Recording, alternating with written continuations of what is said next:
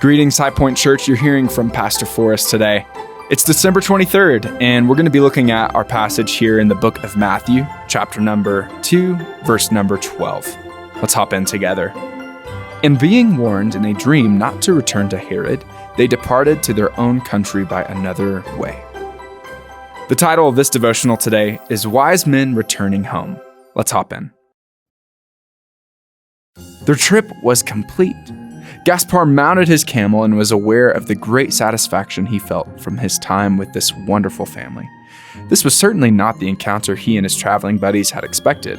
When they had set their sights on traveling west in search of the king whose star had risen in the sky, this was not the destination they had imagined. They had anticipated to be ushered into a grand king's palace, full of ornate decorations, delectable foods, and the finest wines of the area. They imagined large halls filled with the finest art and royal subjects ready to serve the king. And though they had a brief experience in such a palace, it was a disappointment to them, and they wished they could erase that part of their trip. What they didn't expect was the small town, Bethlehem. So small, so insignificant, so quaint. There was no one of importance here. No grand buildings or structures, and there was really nothing of note for Gaspar to use as a landmark or a place of prominence. It was just a forgettable blip on the landscape of the countryside and of history. Gaspar hadn't expected that couple either. Mary and Joseph were a fine young couple, and the story they shared with their three guests was remarkable, even miraculous. They talked about how Mary was pregnant from the Spirit of God and how angels had visited them to tell them of their coming child. They shared their concerns and fears along the way, even how they were still concerned for the safety of their little boy. They were incredibly thankful for the gift of myrrh, and Gaspar didn't have to explain anything. Mary had given him a sad and knowing smile as she thanked him for the thoughtful gift. Melchior had simply received a polite thank you. It was just too obvious a gift. The whole experience filled Gaspar with a deep sense of satisfaction. And though the experience was nothing like what he had expected, it was more than he could have even imagined. He couldn't explain how he felt, but the moment Gaspar bowed at the side of the manger with the boy inside, he felt an unmistakable sense of peace, love, and security, as if there was nothing in the world that could harm him, and that he had come home for the very first time. This child was more than a king. He was divine. There was no mistaking that.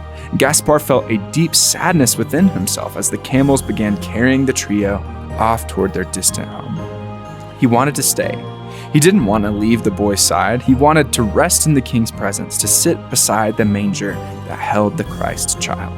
Alas, their trip was meant to pay homage, to bring gifts, and to then return home. They weren't meant to linger. Their part in the story was over, and it was time for them to return to their homes. As the wise men rode off in the nighttime air, Gaspar knew that he and his companions would never forget what they had seen here in the Judean countryside.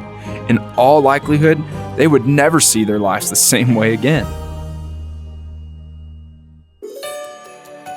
You know, Jesus has a way of changing things permanently. When he encountered the woman at the well, all of Samaria was changed. When he called Lazarus from his tomb, the man lived again. And when he touched the blind man, he could see. How were the wise men changed from their encounter with Jesus? Little is really known about them outside of legend and what we see in the scriptures, but what you can count on was that they were changed by their encounter with Jesus. They chose not to return to Herod and divulge Jesus' location, but instead traveled a different route away from Jerusalem to keep the boy hidden. They most likely carried their story with them the rest of their lives to their homes and families, neighbors, and friends.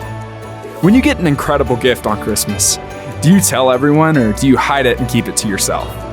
You know, I know kids tell everyone they can possibly find about their favorite new gift they receive. You know, they'll say things like, I got a new bike for Christmas. And, they'll say things like that to complete strangers at the grocery store or to the barista at the coffee shop or every random person that walks by at church. And kids are not shy about sharing their excitement and joy over the gifts they receive. As adults, do we share our joy and excitement about the gifts we have received? Or are we sophisticated and mature and downplay our excitement and mute our joy? This Christmas, share your excitement about the gifts you receive. If it makes you want to jump out of your seat and shout for joy, well then go ahead and do it. If you feel like you are overwhelmed with someone's generosity, tell them, and then everyone else you come in contact with. Spread the joy of Christmas by sharing how excited you are about the gifts you receive. If your gift this Christmas is a relationship with Jesus or a miracle from God the Father, then go and tell everyone about it. Your excitement, your joy, and worship of Jesus in this Christmas season is exactly what this season is all about. Turn up the Christmas carols and celebrate what Jesus has done in your life. Just make sure you put your eggnog down before you start dancing the night away.